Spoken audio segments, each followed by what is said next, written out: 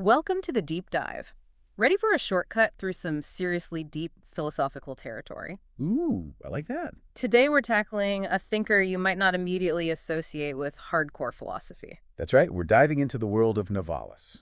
You know, the name Novalis, it brings up poetry, images of the medieval world, a strong emphasis on aesthetics. Yeah, it's easy to get the sense that he's more of a literary figure, not really grappling with those big philosophical questions the way, say, a Kant or a Hegel did. And for all our philosophy fans out there, that's exactly what we're going to challenge today. Right, we want to show you how philosophically rich Novalis's thought actually is. We dove deep into some sources like the Stanford Encyclopedia of Philosophy, and we're here to bring you the goods. Yeah, think of this as your cheat sheet to Novalis's philosophical side. Buckle up, because we're covering a lot of ground. His unique approach to doing philosophy, his fascinating take on science back then, his back and forth with big names like Kant and Fichte, his really powerful concept of Bildung. Oh, and we can't forget his views on art, politics, and history, all seen through a philosophical lens. So much to unpack. Where should we even start? Well, since we're talking to philosophers, we should probably start with how Novalis actually did philosophy. His use of the fragment, it was a deliberate choice, not just incomplete thoughts he left behind. Right, not just happenstance. He really went against the grain of the time, instead of trying to create those huge philosophical systems. Yeah, systems built on deduction or teleological arguments like the grand cathedrals of thought that were so popular back then. Exactly. Novalis, he went for something totally different with these fragments. Luthenstau, we call them. Pollen. Think of them like intellectual seeds. Seeds meant to take root in your mind and make you think critically. It's not about giving you a finished theory. It's about provoking you, the reader, to think for yourself. It's a really different way of communicating philosophy. Totally. And speaking of different, let's talk about the historical context for a second. Okay, yeah. I mean, the fragment, as a form, it wasn't completely new. Ancient Greeks used them, and then you have thinkers like Chamfort and Lichtenberg in the 1700s picking it up again. Right, and Herder, a huge influence on the Romantics, he is playing with the fragment too.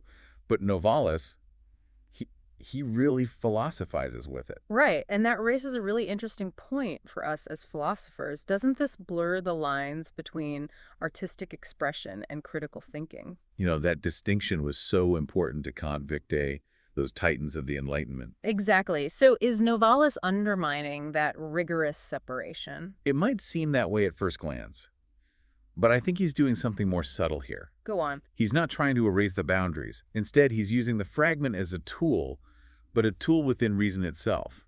It's a way to challenge what he saw as the limits of purely intellectual, logical thought.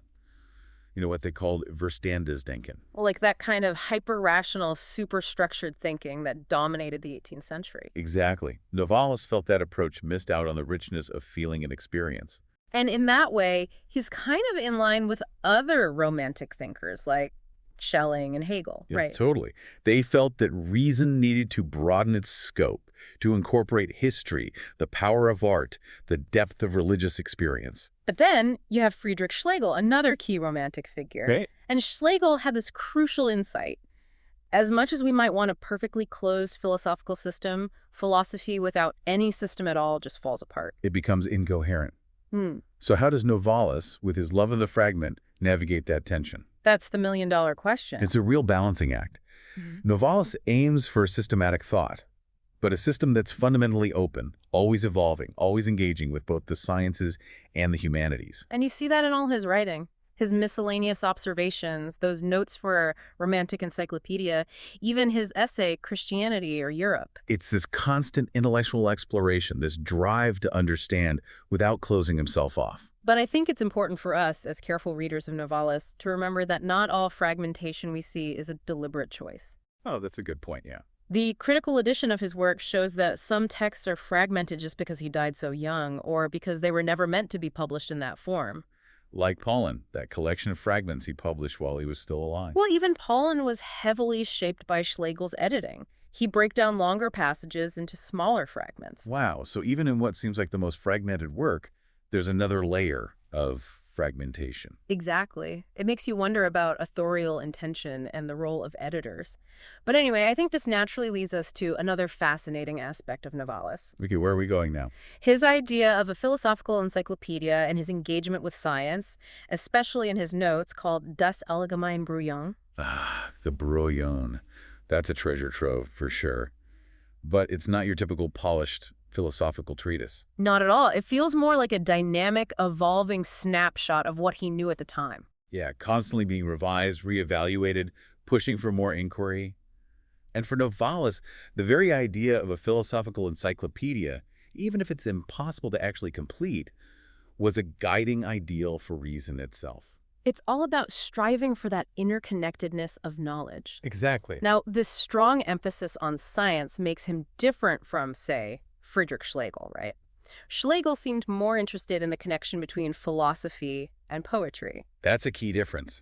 While Schlegel wanted to blur the lines between philosophy and poetry, Novalis, despite his love for art, was convinced that if reason seeks the unconditioned but only finds concrete things, then those things are worthy of study through science. Which leads us to that very intriguing, seemingly paradoxical claim he makes. You ready for this? Hit me with it. Idealism is nothing but genuine empiricism. It really makes you stop and think, especially coming from a romantic thinker. Right. It's a real head-scratcher at first, but the key is how Novalis understands idealism. Help me out here. He sees the ideal, that unconditioned ground, as something we can't directly grasp through experience. But it's precisely that ideal that drives us to study the world empirically. It's like the ideal becomes the motivation for the empirical investigation. Precisely. So, in a way, the more we study the concrete world, the more we're chasing that ideal. And that's where philosophy comes in. Novalis sees it as a science of science. Meaning? It's an inquiry into the conditions under which we study nature, including human nature. So it's not just about science itself. It's about understanding the foundations of science. You got it. And this isn't all just abstract stuff for Novalis. He ties this directly to practical application. Absolutely. Half theories lead away from praxis, whole theories lead back to it, he said. He's not afraid to challenge our assumptions about what's practical either. Remember that thought-provoking question he asked? Oh yeah, the one about baking bread. Yeah. Philosophy cannot bake bread. However, it can provide us with God, freedom, and immortality. Now, which is more practical philosophy or economics? He really makes you think about what we value, what's truly practical in the grand scheme of things. He also has this very Kantian idea. Good. We only know it insofar we realize it. Ah, that's a good one. So it's not enough to just passively receive information. True knowing involves active participation. It's about actively constructing understanding. Exactly. For Novalis, true philosophical insight transforms you. It changes how you act in the world. And the fragment, that form he loves so much, it encourages that critical distance, that independent thinking. Which are essential for genuine interaction with others and for those Republican ideals he valued. Couldn't have said it better myself. Now, I want to shift gears a bit and talk about Novalis' relationship with his philosophical predecessors. Okay, yeah, that's important. Especially his engagement with Kant and Fichte. It seems Fichte, who was seen as Kant's true heir, really held a lot of weight for Novalis. Yeah, Fichte's idea of the absolute self-positing of the I, it was huge back then. Seen as a way to move beyond some of the perceived limitations of Kant's system. People like Schlegel saw it as the foundation for the whole Romantic project. Right. They even connected it to the French Revolution and the ideal of self-determination, like what Goethe explored in Wilhelm Meister. And what Fichte did, essentially, was to broaden Kant's concept of freedom. Yes, he made imagination the key feature of this absolute I, bridging the gap between the subjective and the objective. Nature's purpose was no longer a maybe like in Kant. It was tied to the self-positing ego. It was a pretty radical move for the time. Definitely. But Novalis, as much as he acknowledged Fichte's advancement, he wasn't completely on board. What was he questioning? He wondered if Fichte had fully addressed the question of meaning and purpose, those big existential questions that the Romantics, often connected to art and poetry. So he was pushing Fichte even further. Exactly. And their meeting in 1795 seems to have been a real turning point for Novalis. It led to those extensive Fichte studies. But even in those studies, you see this mix of admiration and critique. What kind of critiques? Well, for example, Novalis wondered if Fichte had too arbitrarily packed everything into the I. He even compared Fichte's ego to Robinson Crusoe, a scientific fiction. It's not pulling any punches there. Nope. And it all comes down to the nature of self-reflection. Novalis, along with Hölderlin, argued that you can't just have this immediate self-positing act. You need external representation.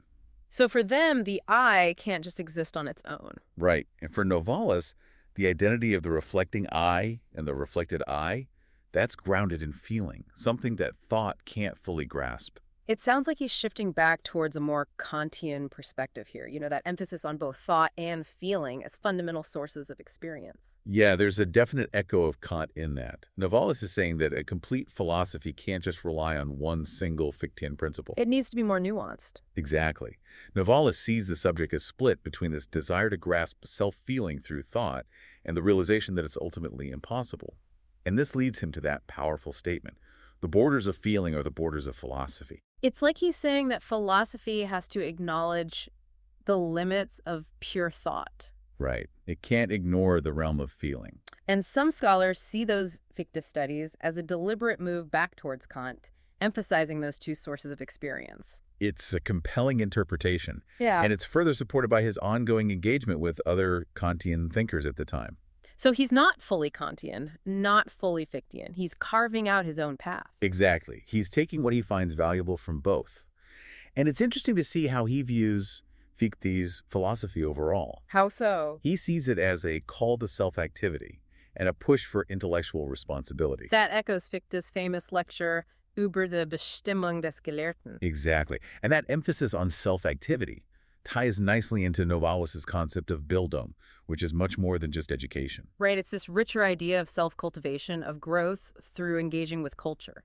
It's a big idea in late 18th century German thought, not just for Novalis, but for Herder, Goethe, even Hegel. Totally. Novalis had this beautiful image of the ideal academy as a place that fosters the capacity to think Denkkraft in a purposive way. So it's about learning to think critically, independently, with a sense of purpose. Exactly. It's about becoming mature, deepening your self-understanding, and seeing how philosophical insight applies to your life. Whoever knows what philosophizing is also knows what life is, he said. It really captures that connection between thinking and living. And this capacity for judgment, it's not developed in a vacuum. He stresses the importance of engaging with your community, with history, with science, with art. Absolutely. It's through those engagements that you realize you're not just an isolated individual, but part of a larger whole. He was really influenced by Schleiermacher here, wasn't he? Oh yeah, those ideas about how individuality develops through interactions. Each human being is a society in miniature, Schleiermacher said, and Novalis loved that. He also said, every individual is the center of a system of emanation.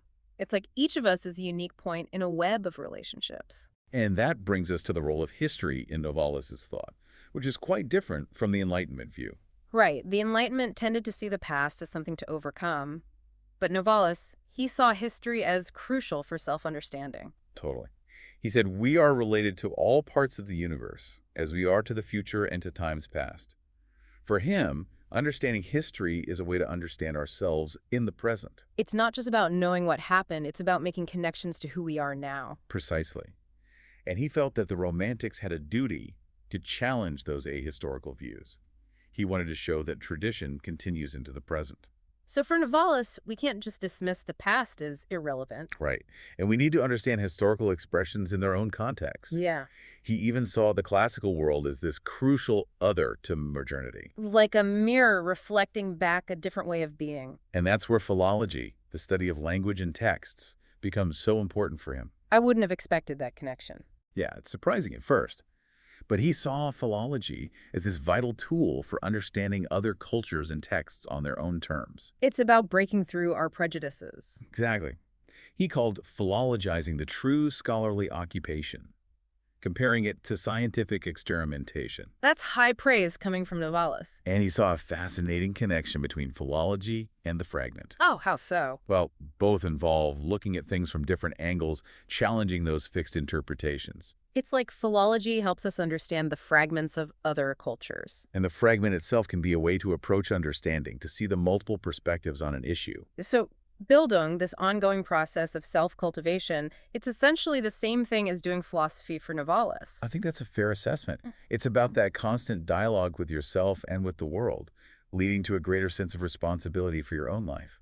Life must not be a novel that is given to us, but one that is made by us, he said. Powerful stuff. And this whole idea of Bildung as this art of judgment, this ability to see things in context, it leads us naturally to Novalis' views on art, aesthetics, and poetics. Which are deeply intertwined with his philosophy. Right.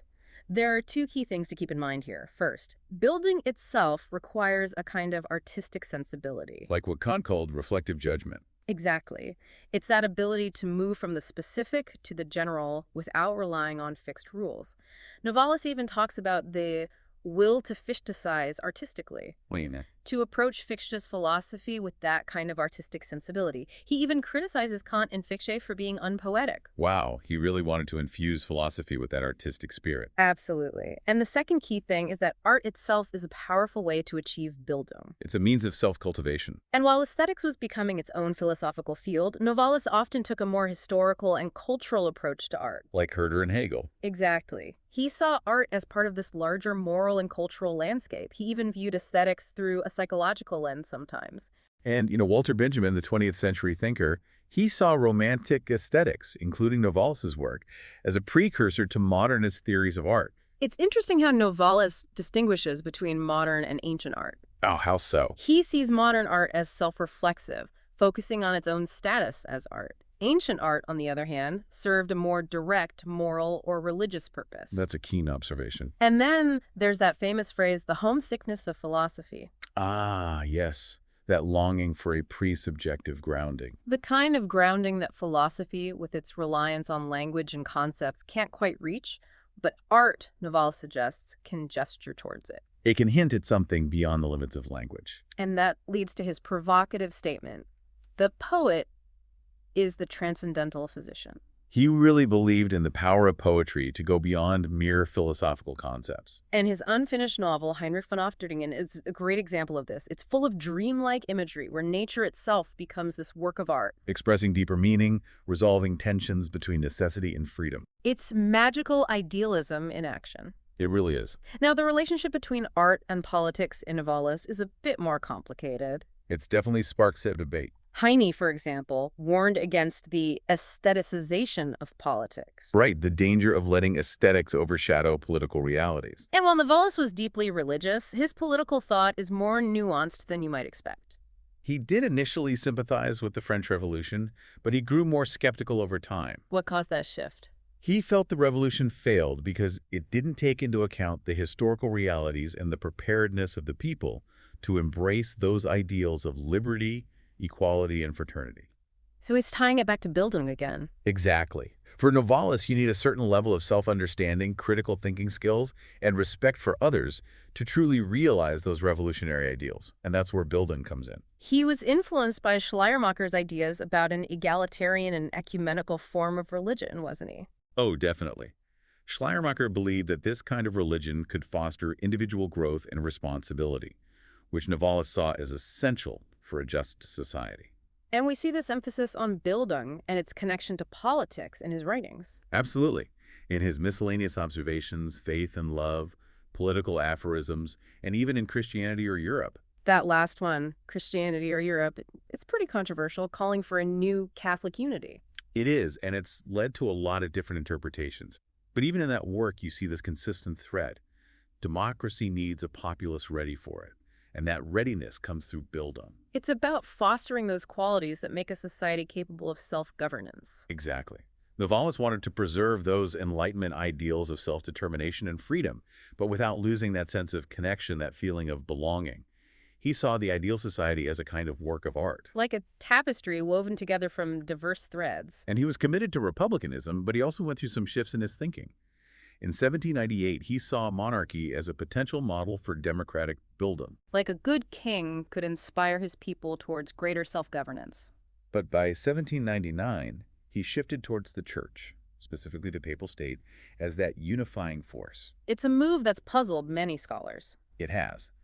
But regardless of those shifts, his earlier political writings are clearly in line with the progressive reform movements of his time. And his emphasis on the connection between democratic ideals, plurality, and Bildung continues to resonate today. It's a legacy worth revisiting. Now let's talk about Novalis' legacy overall. It seems like the early reception of his work was shaped by that romanticized image created by his romantic friends. Yeah, the image of the sensitive visionary poet, the blue flower symbolism, it became a powerful myth. And it spread quickly, influencing countless writers and artists. It did, but the philosophical reception was more complicated, partly because it was hard to separate the myth from his actual philosophical work before we had proper critical editions. And then you have Hegel, who was pretty critical of romantic philosophy in general. Yeah, he saw it as this problematic turn towards isolated subjectivity and feeling, a move away from critical thinking. But some scholars, like Otto Pöggeler, argue that Hegel was closer to the Romantics than he admitted, especially on the concept of Bildung. That's an interesting point. But Hegel's criticisms definitely had a lasting impact. Even thinkers like Kierkegaard and Nietzsche, who were influenced by Novalis's fragmented style, often position themselves as critics of Romanticism. So for a while, Novalis's philosophical contributions were overshadowed by that romantic image. It took figures like Wilhelm Dilthey and Walter Benjamin to really start to reevaluate his philosophical importance. What did they do differently? Dilthey looked beyond the myth and saw Novalis's work as deeply humanistic, especially his philosophy of art and nature. He saw it as a step towards a broader philosophy of life. Exactly. And Benjamin's study of early German Romanticism was crucial. What did Benjamin highlight? He placed the Romantics, including Novalis, within Fietz's paradigm of reflection, but he also saw them as anticipating modernism. So he helped to bridge the gap between Romanticism and modern thought. And more recently, there's been a renewed interest in Novalis among French intellectuals, especially those interested in deconstruction. It seems like Novalis is finally getting his due as a philosopher. I think so. So to wrap things up, Novalis was so much more than just a poet. His contributions to philosophy are significant and deserve serious attention. We covered so much. His use of the fragment, his engagement with science, his critiques of Kant and Fichte, and of course, that central concept of Bildung. His work is full of these rich, thought-provoking ideas. And his emphasis on Bildung, this ongoing process of self-development through engaging with the world, it's such a relevant idea, even today. His use of the fragment encourages us to question, to think for ourselves, to resist those closed systems of thought. And his engagement with science and his nuanced critique of German idealism shows how deeply he was grappling with the big philosophical questions of his time. So, as you continue your own philosophical journey, think about this. How might Novalis's ideas, with his emphasis on the interconnectedness of philosophy, art, and life, and his call for continuous Bildung, how might they challenge or enrich our approaches to personal and societal development today? It's a question worth pondering. We hope this deep dive has given you a new appreciation for the depth and complexity of Novalis's thought. We encourage you to explore his writings further and to delve into the fascinating world of early German Romanticism. Thanks for taking the deep dive with us. It's been a pleasure.